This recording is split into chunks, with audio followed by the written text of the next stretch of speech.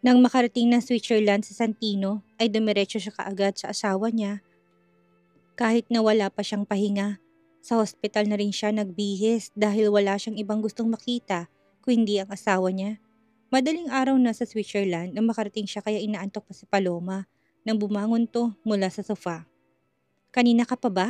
Paus na tanong ni Paloma. Halos kararating ko lang din. Kumustang asawa ko? Nagising na ba siya? Mahina niyang tanong. Ayaw niyang magising ang natutulog niyang asawa. Okay naman na siya, malakas din. Nakakain din siya ng maayos. Monitor lang talaga siya. Ang sabi ng doktor, kaya pa naman niyang makumpleto ang term niya. Basta pahinga lang ang kailangan niya. Sagot ni Paloma. Nakahinga naman ng maluwag si Santino. Mabuti naman kung ganun. Aniya, para bang natanggal ang tila na kabara sa lalamunan niya. Magpahinga ka na muna. Hindi ka na naman natulog sa biyahe mo, no? Look at yourself, ang laki-laki ng eyebags mo. Dito ka na sa sofa matulog. Umiling naman si Santino habang nakatingin siya sa asawa niya. I'm fine. Ikaw na lang matulog at babantayan kong asawa ko. Hindi naman na kinontra ni Palomang kapatid niya dahil alam niyang nag-aalala lang naman ito kay Lian. Nilapitan na ni Santino ang asawa niya. Naupo siya sa gilid nito, sa kanya hinawakan ng isang kamay ni Lian at hinalikan yon. Sa tuwing nag-aalala siya sa asawa niya para bang lalabas na sa dibdib niya ang puso niya. Hindi niya kakayanin kapag nawala sa kanyang asawa at mga anak niya. Masaya siyang kambal ang anak nila pero abot ang takot at kaba na nararamdaman niya dahil alam niya kung gaano kadelikadong pagkakaroon ng kambal ang isang buntis. Nakatitig lang si Santino sa asawa niya hanggang sakupin na ng liwanag ang buong paligid nila. Tulog pa rin si Lian, ganun din ang ate niya. Tinignan ni Santino ang mga dextrose na nakakabit sa asawa niya. Kung pwede lang na siya na lang ang makaramdam ng sakit sa bawat pagtusok sa asawa niya. Wala siyang magawa kung hindi ang panoorin lang ang asawa niya. Paano ko sasabihin sa yung naging kasalanan ko kung ganito ka kaselan sa pagbubuntis mo? Kung hihintayin ko namang mga naka, paano ko makakasiguro na walang mangyayari sa'yo? Ayaw ko maglihim sa'yo, love. Pero ikaw ang iniisip ko. Usal niya sa sarili niya. Ramdam na ni Santino antok niya dahil hindi siya nakatulog ng maayos sa biyahe niya. Pero ayaw niyang matulog. Gusto niyang bantayan ng asawa niya. Nagising na rin si Paloma, pumasok na to sa CR para makapag-ayos ng sarili niya. Nang makalabas siya ay kinausap niya si Santino. Lalabas na muna ako para bumili ng kakainin natin. May pagkain naman ng hospital dito. Tikman mo na lang kung gusto mo yung lasa. Masarap naman yung pagkain nila pero may gusto ka pa bang ipabili sa labas? Tanong ni Paloma. Kung anong mabili mo, pwede na yun. Sagot ni Santino nang hindi tinitingnan si Paloma. Tumango naman si Paloma saka siya lumabas. Makalipas naman ng ilang minuto ay nagising na rin si Lian. Napangiti si Santino na magsalubong ang mga mata nila. Hinaplo si Santino ng pisngi ng asawa niya sa kanya ito hinalikan sa noo. Mabuti naman at okay ka na. Nag-aalala ko ng sobra. Wika ni Santino, tipid namang ngumiti at si Lian. Okay naman ako, nararamdaman ko pa rin ang galaw ng mga bata. Pahinga raw ang kailangan ko at susubukan kong maiabot sa full term ko. Delikado rin kasi para sa mga bata kapag kulang ako sa buwan. Hindi pa malakas ang bagat puso nila kaya pipilitin ko. I'm sorry kung pinag-aalala kita. Napapahinga naman ako eh. Susunod ko naman ang lahat ng bilin mo at ng doktor. Pero hindi ko alam kung bakit ito nangyari. Umiinom din ako ng sapat na tubig pero ang sabi ng doktor, posibleng isasama sa ihi kong panubigan ko dahil ihi ako ng ihi. Oras-oras ako umiihi. Kakainom ko lang ng tubig tapos wala pang 10 minuto. Makakaramdam na naman ako ng pagkaihi. Saad ni Lian, hinaplos si Santinong buhok ng asawa niya saka siya ngumiti. Wala kang kasalanan. May mga bagay talaga na hindi natin kayang pigilan. Kahit na nag-iingat tayo. I'm not mad. Ikaw tong nahihirapan dahil ikaw ang nagdadala ng mga anak natin. Anas ni Santino saka siya napabuntong hininga. Tama ng kambal na maging anak natin. Hindi ko na alam kung anong gagawin ko kapag naulit na naman siya ito. Hindi na kita bubuntisin. Aniya saka siya umiling. Natawa naman si Lian sa kanya. Para bang si Santino pang natutroma sa kanilang dalawa. Inabot ni Lian ang mukha ng asawa niya sa kanya ito tinitigan. Okay lang ako, hindi pa rin naman sumasakit ang tiyan ko. Alam kong pagod ka na rin sa mga trabaho mo. Tapos mag-isa ka lang. Mamomonitor naman ako ng mga doktor at alam kong hindi nila ako pababayaan. Kung sakali mang hindi ko na ma-full term, gagawin naman nila kaagad ang C-section. Malambing niya sahad. Ayaw ko na sanang masesaryan ka dahil nag-research ako tungkol sa epekto ng cesarean kaya kinausap kong doktor. kung sakaling may iba pang paraan para hindi ka ma-C-section kaagad. Isang major surgery ang C-section at posibleng may mangyari sa iyo habang sinasagawa nilang operasyon. May mga nababasa at napapanood pa ako na kahit na 4 na taon ng mga tahi nila, bumubuka pa rin. Meron pang ibang case na nagkakaproblema sa tahi kahit na 10 years nang nakalipas. Tapos, operahan ka ulit kahit na walang bata. Ayaw kong habang buhay kang magdusa. Dahil sa tahi mo, kaya kung kaya pa naman, love. Mag-normal delivery ka na lang. Alam ko masakit pero isang beses lang naman yun, saka mas mabilis daw mag-inom ang normal delivery kaysa sa C-section. Napapangiti na lang si Lian dahil mas marami pang nalalaman sa kanyang asawa niya tungkol sa panganganak. Susubukan ko, pipilitin ko mag-normal delivery. Saad niya, magpapaturok ka na lang ng pampahilab para lumabas sa mga bata. Tumango naman si Lian. Mukhang marami nang natutunan ng asawa niya sa pagre-research nito. Wala na siyang hihilingin sa asawa niya dahil naalagaan naman siya nito ng maayos. Hindi siya nagkulang bilang isang asawa. Nang dumating si Paloma, inayos niya ng mga pagkain nila para makakain na silang tatlo. Si Santino nang kumain sa pagkain ng galing ng hospital. Nasa magkabilang gilid ng kama sila ni Paloma. Kumain ka ng marami para may lakas ka, saad ni Paloma kay Lian. Tumango naman si Lian habang umunguya. Siya nga pala, umuwi ka na pagkatapos mong kumain. Samahan mo si Lola sa bahay. Sigurado nag-aalala na yun kay Lian. Ako na magbabanti kay Lian, wika ni Santino. Hindi ka na ba muna uuwi ng Pilipinas? Tanong ni Paloma. Mahalaga pa ba yun kaysa sa asawa ko? Manganganak na siya. Iiwan ko pa ba? Pagbabara ni Santino, inirapan ni Paloma ang kapatid niya. Dahil kahit nasan man sila, hindi talaga mawawalang pagbibiruan nila. Oo, sige na, sagot na lang ni Paloma. Pansamantalang nakalimutan ni Santino tungkol sa nangyari sa kanila ni Bianca. Nakafocus siya sa pag-aalaga sa asawa niya. Lahat sila'y excited sa paglabas ng mga bata at the same time, kinakabahan at natatakot din. Araw-araw na bumisita si Paloma at Lola Elsa nila sa tuwing visiting hours. Hindi iniwan ni Santino ang asawa niya. Hindi na siya lumalabas para bumili ng pagkain. Masarap naman ang pagkain ng hospital kaya yun na lang ang kakinakain niya. Ganon din ni Lian. Nagpakulo ng tubig si Santino para magpunas-punasan niya ng towel ang asawa niya. Nang kumulo na ito'y binasa niya ng warm water ang towel. Pinunasan ng mga kamay at paa niya. Nakatitig naman si Lian sa asawa niya. Napakatyaga ni Santino sa pag-alaga at pagbabantay sa kanya. Isang linggo't mahigit na lang magpo-full term na siya. Makikita at makakasama na nilang mga anak nila. Malikot pa rin naman ang mga ito kaya kampante pa rin si Lian.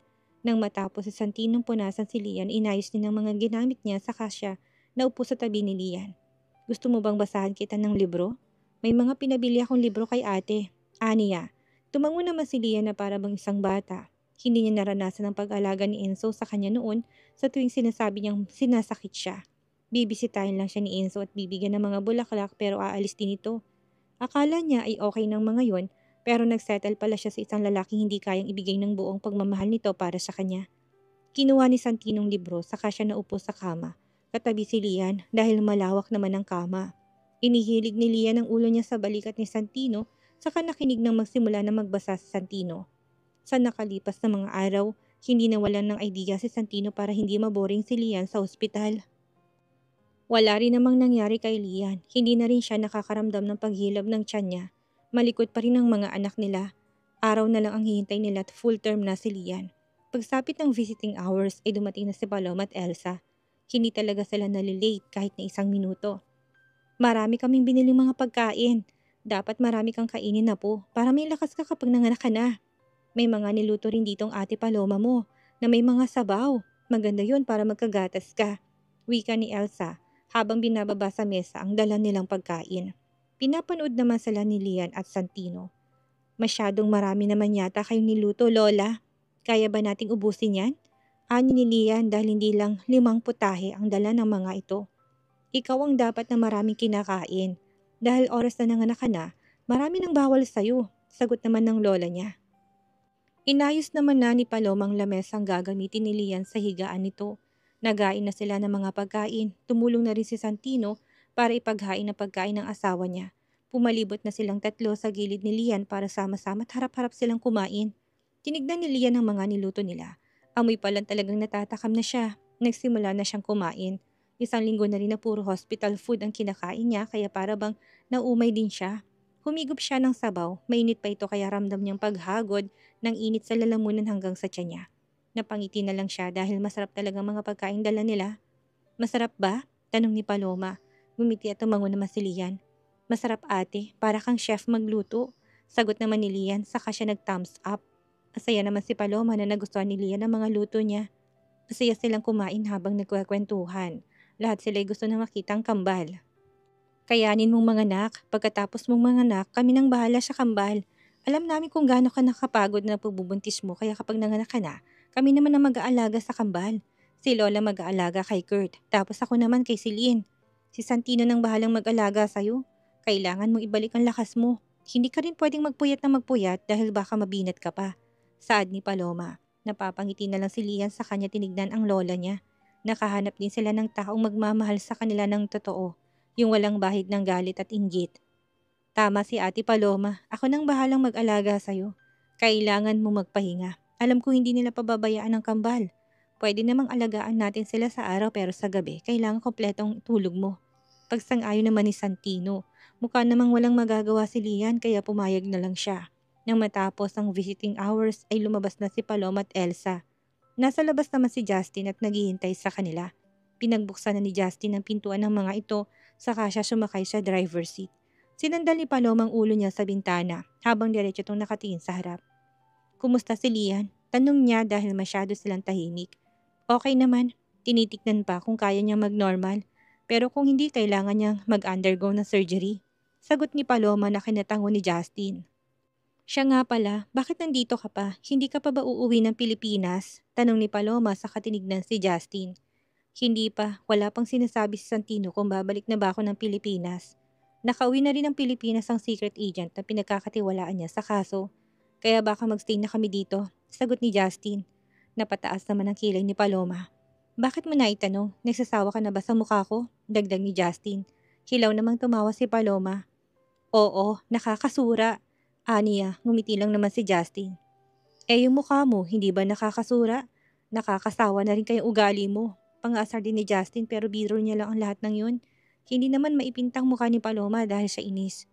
What did you say? Ulitin mo nga. Nainis ng Saad. Nagkibit balikat lang naman si Justin. Bingi ka na rin ba ngayon? Alam ko narinig mo sinabi ko. Gusto mo pang ulitin ko para ipamukha sa'yo na nakakainis ka rin. Aniya pa na lalong kinainis ni Paloma.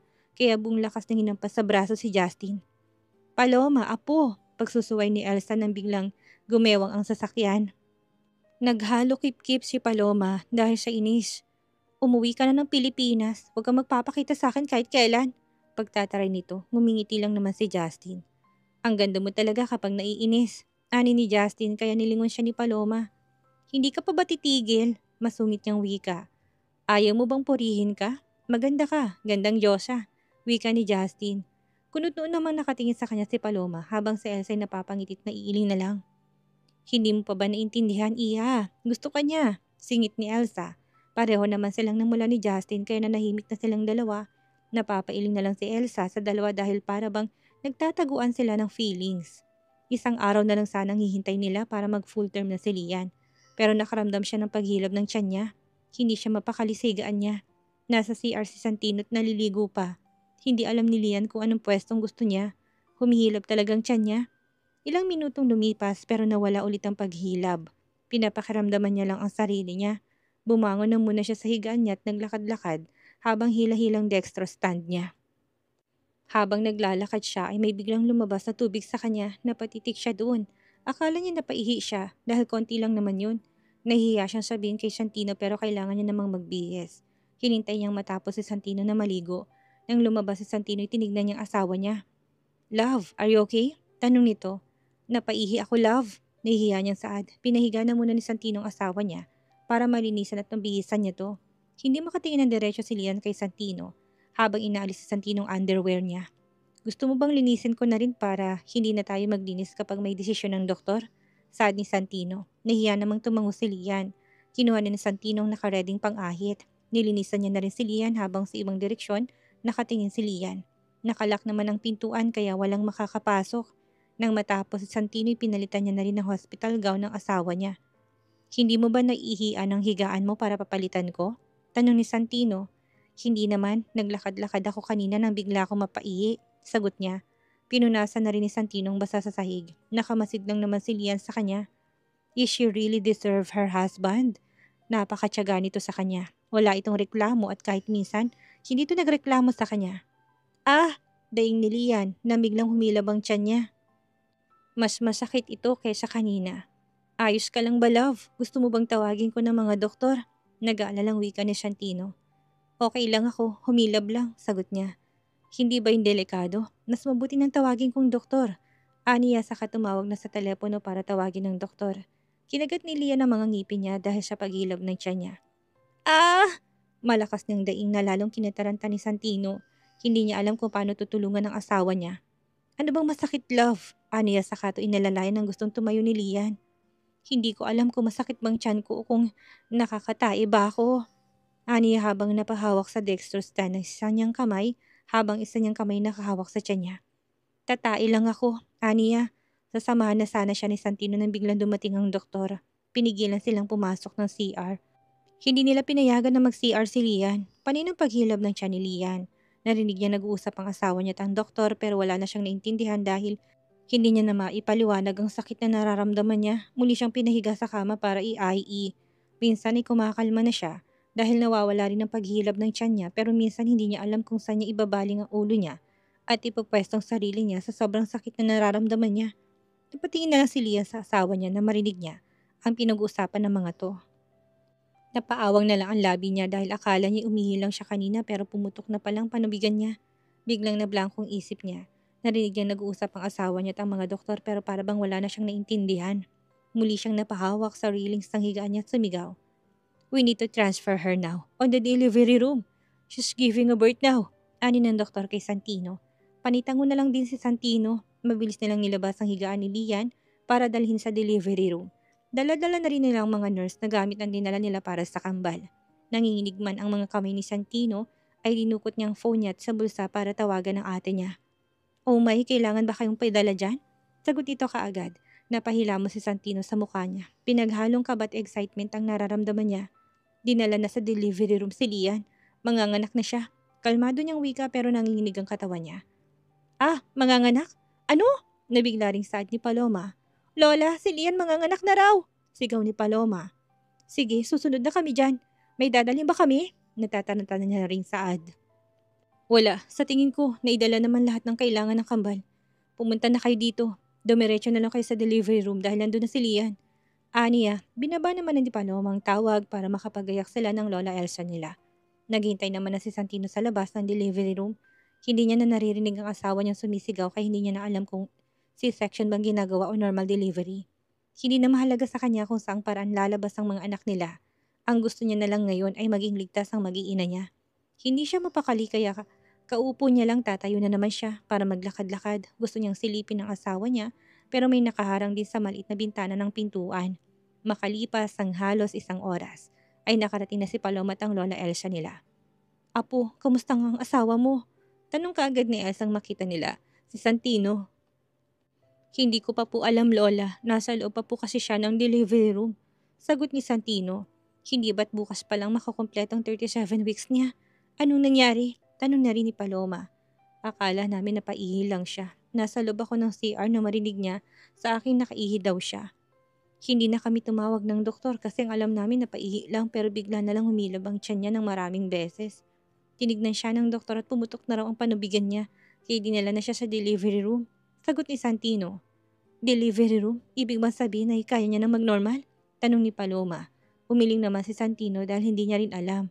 Maraming sinabi sa kanyang mga doktor kanina pero tila ba wala rin siyang naintindihan.